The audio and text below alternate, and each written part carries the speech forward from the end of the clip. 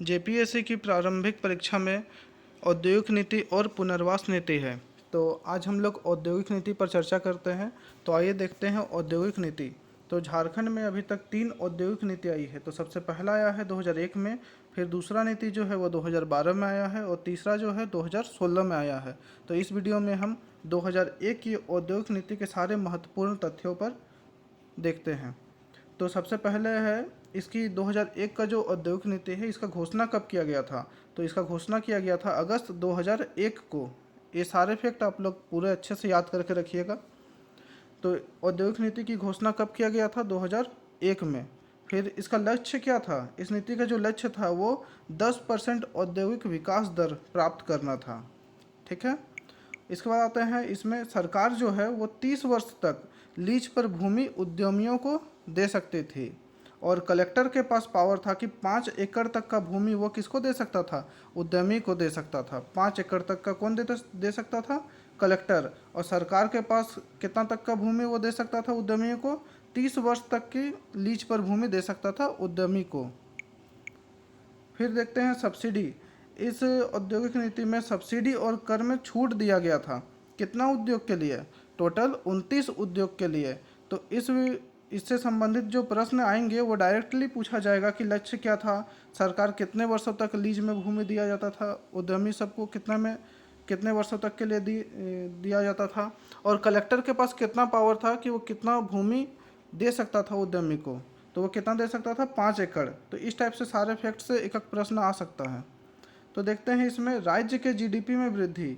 तो इसमें राज्य का जो जीडीपी था उसमें 3 गुना वृद्धि हुआ था।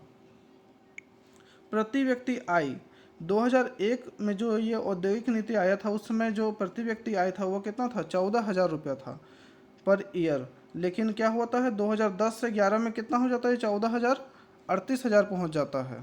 तो इसका प्रति व्यक्ति आय में भी वृद्धि देखने को मिला था। इस नीति के तहत जो मेगा इंडस्ट्री है वो 26 मेगा इंडस्ट्री की स्थापना हुआ था और लार्ज एंड मीडियम इंडस्ट्री जो है उसकी 106 इंडस्ट्री की स्थापना हुआ था और माइक्रो एंड स्मॉल इंडस्ट्री जो है वो 18,109 इंडस्ट्री की स्थापना हुआ था इस नीति के तहत। अब हम लोग देखते हैं इस नीति में विकास क्या क्या हुआ था। इस नीति में राइडा जैसे कि है Ranchi industrial area development authority और AIADA Adityapur industrial area development authority और Bokaro industrial area development authority और झारक्राफ्ट का भी विकास देखने को मिलता है। जैसे कि झारक्राफ्ट थोड़ा इम्पोर्टेंट है, आप झारक्राफ्ट वेबसाइट में अबाउट सेक्शन में जाके इसके बारे में और जानकारी ले सकते हैं। झारक्राफ्ट जो है इसका शुरुआत जो हुआ था, मतलब इसका गठन हुआ था 2006 में। और झारक्राफ्ट का फुल फॉर्म क्या होता है? Jharkhand silk textile and handicraft development corporation.